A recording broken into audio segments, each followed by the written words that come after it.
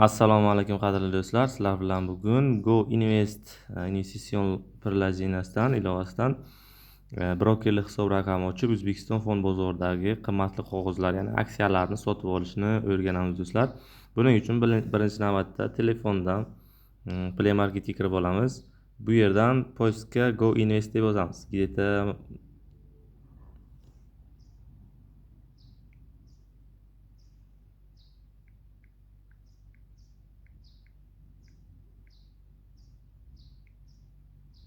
Xuddi mana shunday chiqib keladi. Go Invest deb yozsangizlar, bittasini tanlaysizlar, farqisi yo'q. Hammasi o'sha bitta prilojeniyga yo'naltiradi. Anig'i mana bu. Mana bunisi. Mana bu kerak emas bizga. Xo'p, ochishni bosamiz. Bu yerda mana ko'rib turibsizlar, oddiy, sodda va tushunarli prilojeniya turibdi.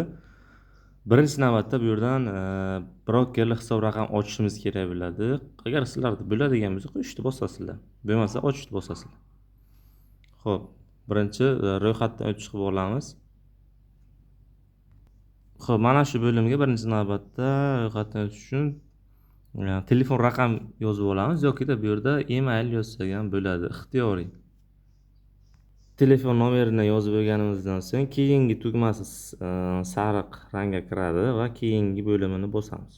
Xo'p, bu yerda keyingini bosganimizdan so'ng telefon raqamimizga kod keladi. O'shani kiritishimiz kerak bo'ladi.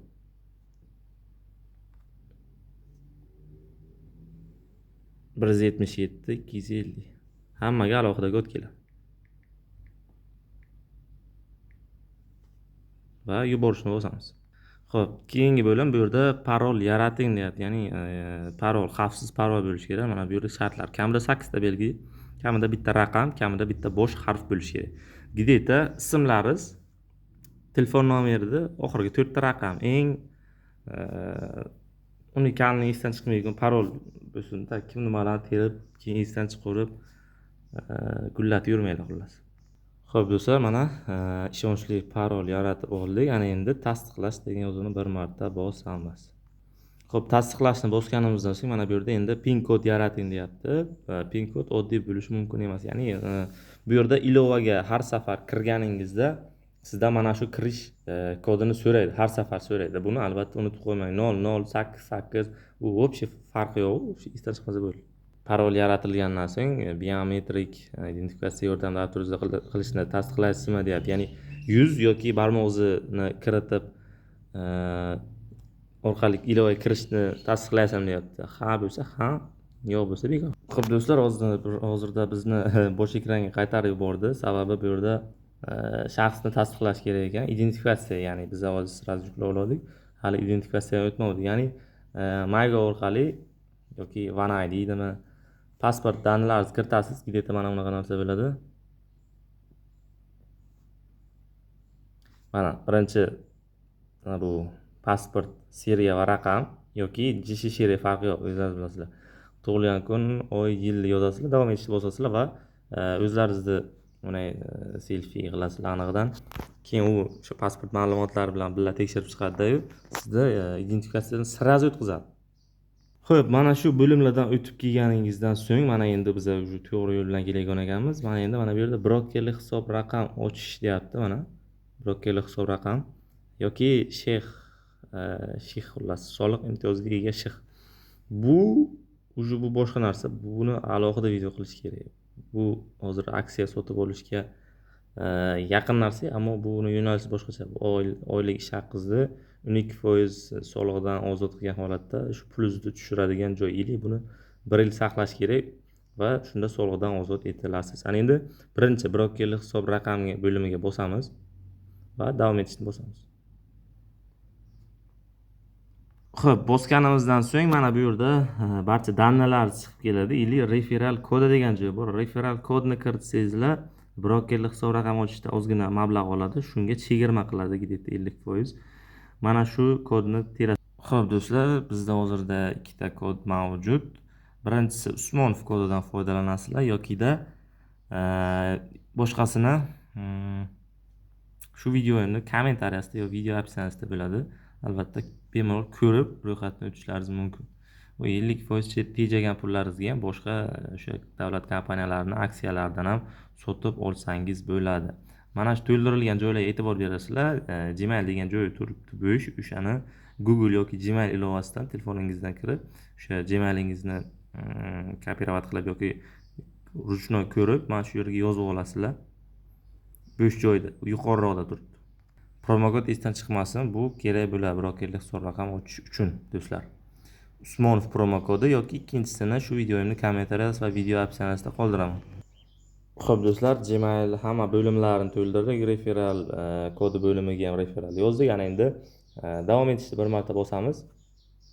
Xo'p, bu yerda mana ko'rib turibsizlar, bir martalik to'lov demoqda. Broker hisobini ochish jarayonini boshlash uchun iltimos 10,000 so'm miqdorida har bir 10,000 so'm miqdorida bir martalik to'lovni amalga oshiring. Ushbu to'lov amalga oshirilgandan so'ng broker hisobi faollashtiriladi degan yozib turibdi. Albatta davom etishni bosamiz. Bu o'rinda bizga albatta plastik karta, agar sizlarda bo'lmaydigan bo'lsa, Agrobankdan, Hamkorbankdan, SQB bankdan, ya'ni Sanoat qurilish bankdan liboy birorta bir bankni ilovasini yuklab olib, sraz onlayn karta ochsangiz bo'ladi. Vizalik o'tmasa kerak, lekin aniq bilmadim. Viza kartalar iloji boricha Humo yo Uzcard bo'lsin. Hozircha bular to'laqonli vizalar kiritilgani yo'q. Chala vizalar ham, viza Humo, viza Uzcardlar ham kiritilgani yo'q hozirda. Xo'p, davom etishni bosamiz. Davom etishni bosganimizdan so'ng bu yerda kartangizni qo'shing demoqda, mana ko'rib turibsizlar. Karta qo'shishni bosib, oldin kartalarni qo'shib olasizlar, ichida puli bo'lishi kerak. So'ng yana xo'p do'stlar, karta ma'lumotlarini kiritasizlar, karta raqami va muddatini kiritasizlar va bu yerda saqlash sariq tusga kiradi va shu saqlashni bosasizlar. Xo'p, telefon raqamlaringizga kod keladi, shu kodni kiritaverasizlar. Xo'p do'stlar, mana karta qo'shib oldik. Yana endi to'lash bo'limiga o'tamiz. Xo'p do'stlar, biz hozir karta kiritdik уже. Yana endi qaytadan davom etishni bosamiz. Karta tanlangan уже, to'lashni bosamiz. Muvaffaqiyatli yakunlandi, tabriklaymiz. To'lov muvaffaqiyatli o'tdi. Mana уже bizdan yechib oldi. Endi bo'sh sahifaga qaytamiz. Mana endi ko'rib turibsizlar, mana tasdiqlash jarayonida turibdi bizning brokerlik hisob raqamimiz do'stlar. Xo'p do'stlar, mana tasdiqlash jarayonida demoqda. Bu yerga kiradigan bo'lsak, hozirda bu yerda aytmoqda. Mana hisobingizni ochilish jarayoni arizalar ish kunlarida, ya'ni fond bozori O'zbekistonda Toshkent fond bozori anig'i dushanba ish kunidan juma ish kunigacha, ya'ni где-то 9 dan 5 gacha deyilgan. Ana shu tartibda faollashadi.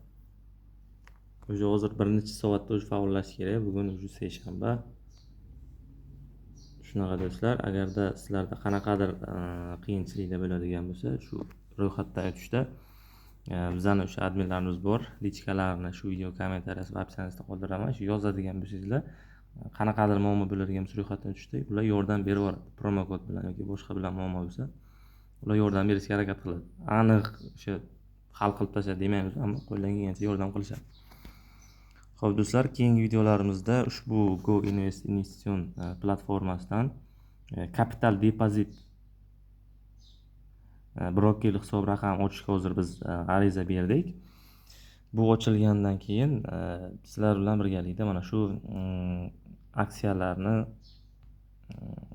sotib olishni, sotishni o'rganamiz. Bu yerda eng yaxshi aksiyalar qanday ajratish kerak, qaysi nimalar va bu yerda mana obligatsiyalar bor. Har xil ko'rib turibsizlar. IPO'da qanday qatnashish mumkin? Bular haqida ham ma'lumotlar berib o'tiladi do'stlar. Xo'sh, ungacha hammalaringizga xayr. Videomiz kengroq tarqalishi uchun albatta like bosib qo'llab-quvvatlab qo'yasizlar.